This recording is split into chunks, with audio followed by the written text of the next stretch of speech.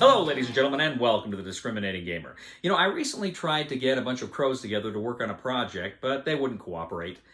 It was an attempted murder. Ladies and gentlemen, today we're going to go ahead and take a look at my top 10 cooperative games of all time.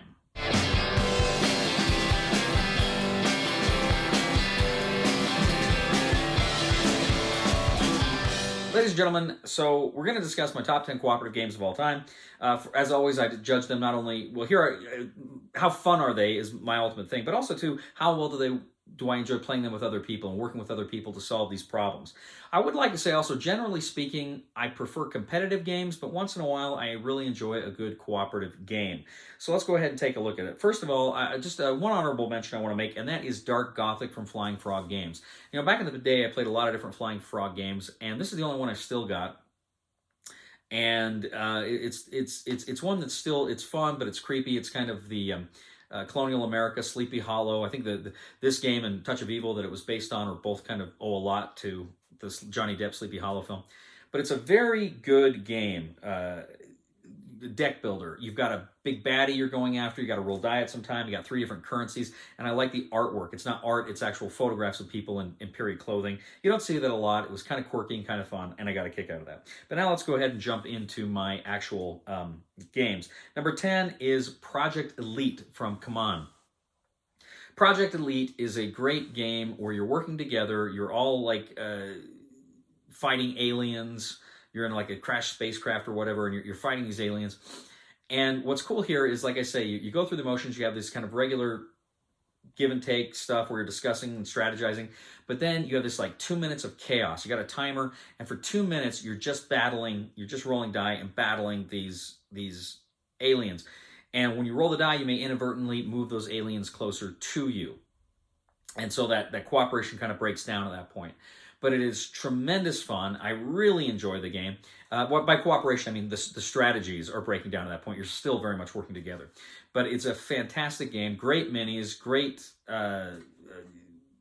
just the whole package here is a whole lot of fun, and it's kind of a different game where you shift into that kind of timed kinetic part of the game there. So really enjoy that. But that is Project Elite. That is number 10, and that is from CMON.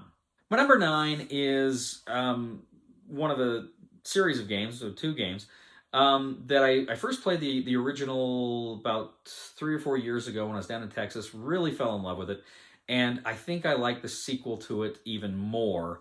And this is Horrified American Monsters. Now, let me be clear. I like the theme of the original one, the Universal Monsters, better, but the individual mini games in American Monsters I like better. I just think they're fun. They click. But this is a very light and simple game where players have to strategize on, okay, you go ahead and you take care of this, and you grab these things and you take out that guy, and I'll grab this and I'll escort this villager to their location. But you're always working together to try to get the mini games completed, and it's a whole lot of fun. It works very well, and like I say, I think the American Monsters ones, the mini games are even more fun than they were in the original. But I still love the original. But that is Horrified American Monsters, my number 9, and that is from Ravensburger. My number 8 is a game that came out, I want to say 2014, 2015. It's a great cooperative game. In fact, it's one of the best cooperative games that I know of that you cannot alpha game because your information's hidden. But this is The Grizzled from CMON. Now, in The Grizzled, which of course it's World War I, and you're working together in order to essentially survive. You're trying to get through the end of the war, and you have to lay down a card on your turn. But if ever you lay down a card that, I think there's 3 symbols on it, and the cards have different symbols. If ever there's 3 of the same symbols on the cards, you will lose. You will die. So you've got to be very, very selective in how you play your cards.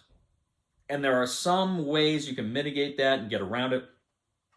But generally speaking, you've got to play your cards just right. And again, you can't alpha game because you can't tell anybody else what cards you have. You just have to play it. So it's a great, great cooperative game that doesn't allow for alpha gaming, and it's got a great theme. Very sad and somber game, but really a fun one as well. This is The Grizzled, my number 8. That is from CMON. My number 7 is actually a game I played fairly recently. And this is Star Wars: The Clone Wars. Now, Star Wars: The Clone Wars is a lot of fun. It's quite different. Well, let me put it this way. It's based on Pandemic, right? It's essentially the Pandemic kind of game. But I think it's better than Pandemic because it's got these missions that you go after. And it's got, with the Star Wars theme, you got villains and they got these finales that you've got to defeat. But again, you got to work together. Okay, well, I'm going to go and I'm going to put out this fire. You've got to go and put out that fire. You got to take out that mission. I've got to get rid of all these droids on this planet, or we're going to have, our threat track's going to go up. So there's all sorts of really fun strategies that you and your friends have to employ while trying to win this game. But again, you've also got cards, you've got allies that come out that are like powerful one-time abilities, and you got the troopers, and you got the cards that also act as your hit points as well as what you can do in the game.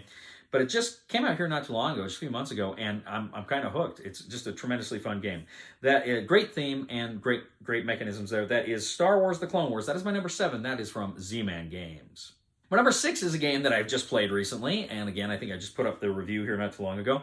This is G.I. Joe Mission Critical from Renegade Game Studios. Now again, I'm a huge G.I. Joe fan. I love G.I. Joe as a kid.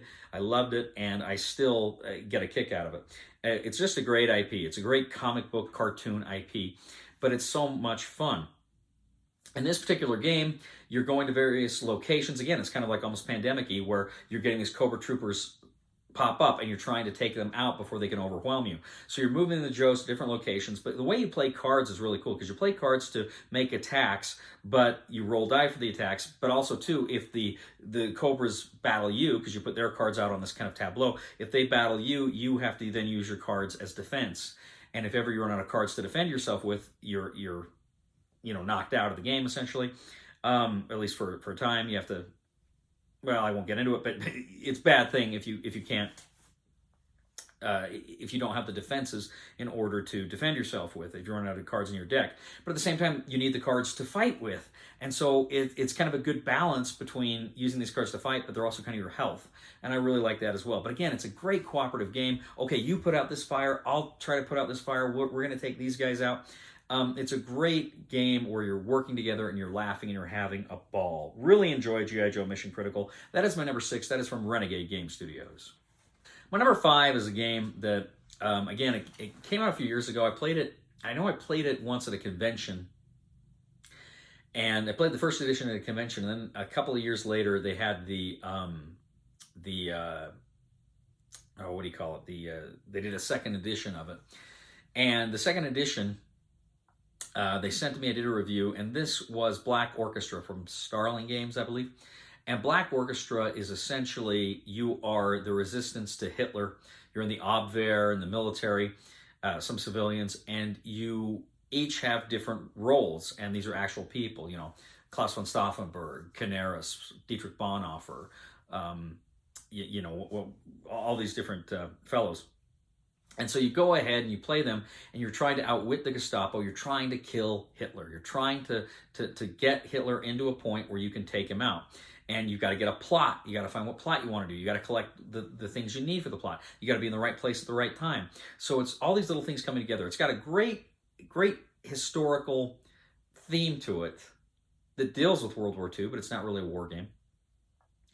And it's got a lot of people say the payoff's not as big, it's kind of anticlimactic, and I can totally see that. But for me, this is a game I sweat throughout. Are we going to do it? Are we going to take him out? And it's a great way, again, to say to people, okay, you pursue that plot, I'll pursue this plot, or I got to get you, you need, these documents, or you need this explosives. I'll get this stuff to you. Where can we meet up? How can we make this thing happen? At the same time, you don't want to be in the same spaces as the party leaders because they're going to cause problems for you. Just an absolutely brilliant game. I really like it. Love the theme, and I think mechanically it works really well. That is Black Orchestra. That is my number 5. That is from Starling Games. My number 4 kind of gets back to a game I mentioned earlier, same theme. This is the G.I. Joe deck building game from Renegade. This game is, again, came out last year. I played it earlier this year. I say recording this in December 2022, so when I get this up, it'll probably be 2023. But it's just a great game because, again, for all those reasons I told you, I love G.I. Joe. I love this theme here. But also, too, it's really cool because in order to go on missions, you have to take a vehicle. Your cards can actually fight, but then they can also recruit at the same time. And then critically, when you buy new cards, instead of them going in your discard, they actually go to the top of your deck, which is something you usually don't see in deck builders. But you go ahead and you play through that, and it is just so much fun. Because when you go on a mission, other people, they can actually contribute to that mission. They can help you on a mission. So you can actually work together to overcome the specific story mission that you're trying to work through. So again, it's a great game, and I played this a lot solo, but I've also played it cooperatively, and it's fun when you're working with other people that can actually help you on those missions. So again, this is another fantastic cooperative game. That is the G.I. Joe deck building game. That is number 4. That is from Renegade Game Studios. My number 3, this is from a family of games, and I just kind of went with the one, but I probably could have gone with others, but I chose this one because, and I kind of go back and forth, but I think this is still probably my favorite, and that is Legendary and Alien deck building game. Now, I love Legendary Marvel. I love Legendary Marvel. In fact, I probably play Legendary Marvel more than any other game I own. But Legendary encounters aliens is so much fun because in this one, this introduces, and they've subsequently introduced it into Marvel, but in this one it introduces the Cooperate card. Now again, you're playing through the movies, right? You're playing through the different Aliens movies, which in and of itself is awesome, but you're playing through these different movies, and as you're playing through it, of course, you have avatars, you have different roles, and you're playing your cards in order to try to take out these aliens. But with this Cooperate card, if it's somebody else's turn, you can play the Cooperate to essentially give them, that power, that recruit or that attack that they can use then in order to fight the aliens, and then you still get to draw another card. So it's a really cool system, and it's a cool way to work together, and man, it's a nail biter. This game is a nail biter. I beat it a couple of times, but far more often I lose this game because it is so freaking tough, but it's great. I love Alien deck building game, and I know I always say to Zach, first time I played it with Zach, he's like, man, it felt just like that scene in Aliens when they're like, 14 meters, 12 meters, 10 meters, and you see those cards coming, and it just scares you. That is Legendary Encounters, an Alien deck building game from Upper Deck. That is my number 3. My number 2 cooperative game is another game it's a family of games. And I'll probably choose the second edition of this, although I could probably choose any of the others. But this is Zombicide. I love Zombicide. And I played a lot of Zombicide solo, which is fun, but I much prefer it again when you're playing it with other people because you get that cooperation and you get that working together and you get, okay, you go in here, you get that weapon, or you search for that weapon, and I got to head over here and search for this weapon, or I got to take out this guy, or I've got the Molotov cocktail, I got to maneuver myself where I can throw it at the abomination. So you've got all these different things going on. And it's just, as I say, tremendous fun. It is, I love working with people trying to solve the puzzle of how do we get our survivors from here to there or meet whatever objective we've got to. I like the artwork. I like the dice chucking and the dice manipulation. There's just so much about this game I freaking love. And I always want to play it with other people. But that is Zombicide, second edition. That is from Come On, and that is my number 2. So my number 1 cooperative game of all time. Now, if you're familiar with the channel, you might forgive you if you probably said I was going to say Zombicide or Legendary is my number 1, and they easily could have been. But the reason I selected this one is it's a game that whenever I play with new people, they're always kind of blown away. And whenever I play this with somebody who is not a gamer, they're kind of blown away. I think this is what a game can do, right? And it's not a gateway game. I wouldn't call this a gateway game per se. But people I played it with I've just seen them their minds expand whenever they played this game. And I like this game too because it's got a horror theme, and I'm a big fan of horror in general. I love horror books, horror movies. I love horror games. But also too, it's creepy. It provides some of the best atmosphere of any game I've ever played. It has an app, which I know puts some people off, but I really, really like it. This, of course, is Mansions of Madness. Mansions of Madness is this great storytelling game. Now, some of the games, some of the missions, some of the scenarios are longer than they need to be. Sometimes there are little wonky things here or there. But more often than not, I get from this game just a great feeling of having read a book or seen a movie and playing through these scenarios. But at the same time, I am the agent, right? I'm not just passively taking in the story. I'm making decisions to control the story. But again, it's good cooperation because you've got to say, okay, look, I'm going to go explore this area of the board. You need to go explore that. You need to talk to that guy. I need to solve this puzzle. You have to make those decisions and negotiate how things are going. It was Holly's birthday, my friend Holly's birthday, just a week or so ago. And we played like the uber long, was it like 4 to 6 hour scenario? She wanted to play it. So I'm like, okay, I'm game. I'd never played it before. And it was too long. It was longer than it needed to be. But it was still fun. We still had a ball. We still had moments where we were laughing.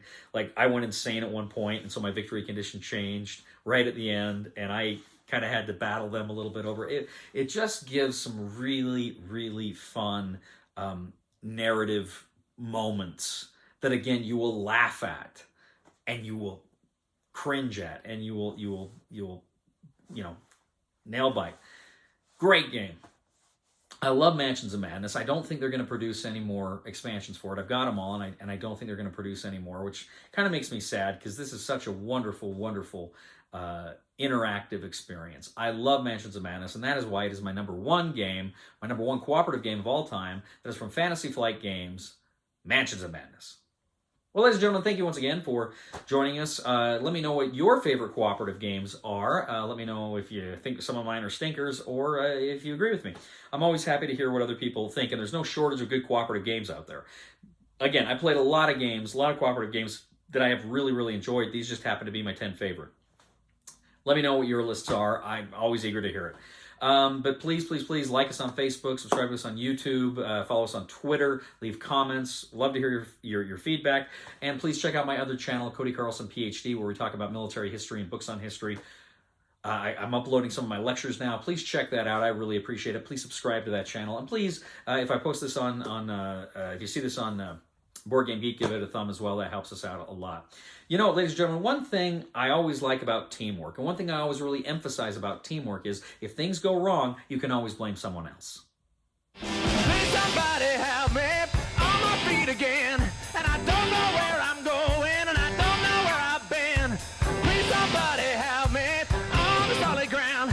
It's a long time, and I've been dying. Once a year I wind up in the pen. God knows that I love to fight, but I don't ever win. It's a fine line to damnation, but God let me in.